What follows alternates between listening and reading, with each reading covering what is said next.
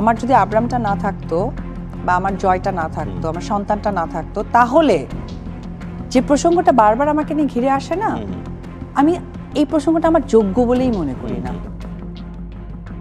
এক শাকিবকে কেন্দ্র করে ব্যক্তি জীবনে নানা উত্থান পতনের শিকার হয়েছেন চিত্রনায়িকা অপু বিশ্বাস, কিন্তু তবুও সেই মানুষটার আশায় কেটে গেছে জীবনের দীর্ঘতম সময়। অপু চেয়েছিলেন শাকিবের সঙ্গেই তার বাকি জীবনটা কাটিয়ে দিতে, কিন্তু হঠাৎ করে তিনি বললেন সন্তান না হলে তাকে ঘিরে শাকিব ইস্যুগুলি আসলে তার যোগ্যই মনে করতেন না।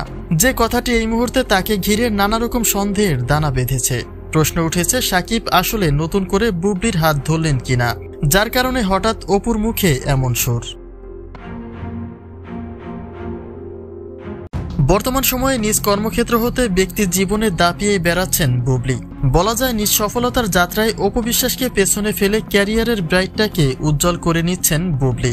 যে মুহূর্তে একে একে নিজস্ব আপনজনদেরও হারাচ্ছেন অপু, আর সেই মুহূর্তে এসে অপু বললেন সন্তান না হলে শাকিব ইস্যু তার যোগ্যই মনে করতেন না।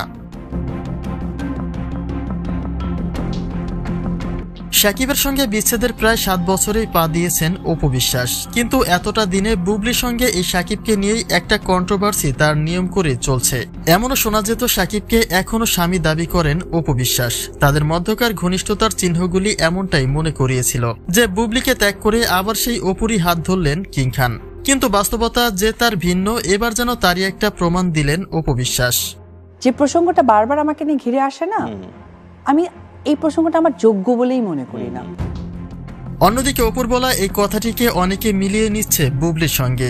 বাস্তব অর্থে উপস্থাপক শাকিবকে কেন্দ্র করে বুবলির অধ্যায়ের আলোচনায় তোলেন, আর সেই মুহূর্তে বুবলিকে ট্রোল করতে করতে অপু এই কথাটাই বলেন যে সন্তান না হলে তাকে ঘিরে যে আলোচনা চলে সেটা তিনি নিজের যোগ্যই মনে করতেন না, যা একদিকে গড়ায় শাকিবের দিকে আবার অন্যদিকে গড়ায় বুবলির কাঁধে।